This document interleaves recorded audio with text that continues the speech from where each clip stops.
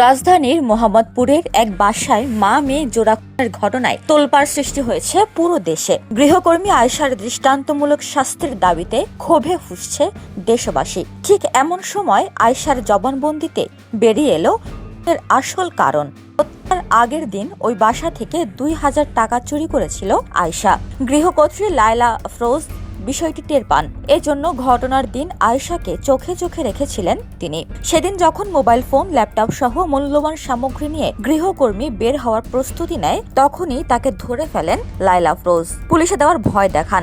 ধস্তাধস্তির এক পর্যায়ে আয়েশা তাকে উপর্যুপরি আঘাত করে বসে। এ দৃশ্য দেখে লায়লার মেয়ে নাফিসা লাওয়াল বিনতে আজিজ এগিয়ে এলে তাকেও আঘাত করা হয়।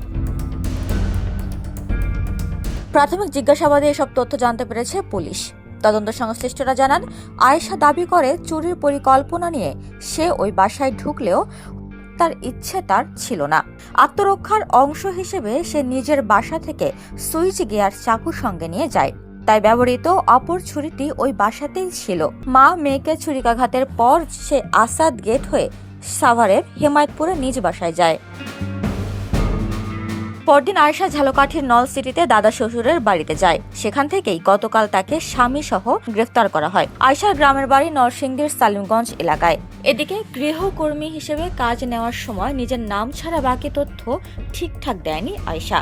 সে জানিয়েছিল তার মা বাবা অগ্নিকাণ্ডে মারা গেছে, অথচ সত্য হলো এখনো তারা বেঁচে আছেন। সে নিজেও ওই আগুনে দগ্ধ হয় বলে জানিয়েছিলেন। তবে তার পুরো শরীর পুড়ে গেছে ঠিকই, কিন্তু ২০১৭ সালে হত্যার উদ্দেশ্যে নিজের শরীরে আগুন ধরিয়ে দেন তিনি নিজেই। জেনেভা ক্যাম্পের চাচা চাচির সাথে থাকার তথ্য ঠিক নয়। সে হেমায়তপুরে স্বামীর সঙ্গে থাকে। তাদের ২ বয়সী একটি সন্তান রয়েছে। স্থানীয়রা জানায়, খুনের পর ঢাকা থেকে লঞ্চ যোগে বরিশাল হয়ে নল সিটিতে আসেন আয়েশা ও রাব্বি। তারা রাব্বির দাদা রুস্তম শিকদারের বাড়িতে আশ্রয় নেয়। আয়েশার শাশুড়ি রুমা বেগম পুলিশের কাছে জানালেন তার ছেলে ও পুত্রবধূ নল সিটিতে দাদা বাড়িতে আছেন। পুলিশ ওই তথ্যের ভিত্তিতে দ্রুত অভিযান চালিয়ে গ্রেফতার করে তাদের। উপমা রায়, সোনালী নিউজ।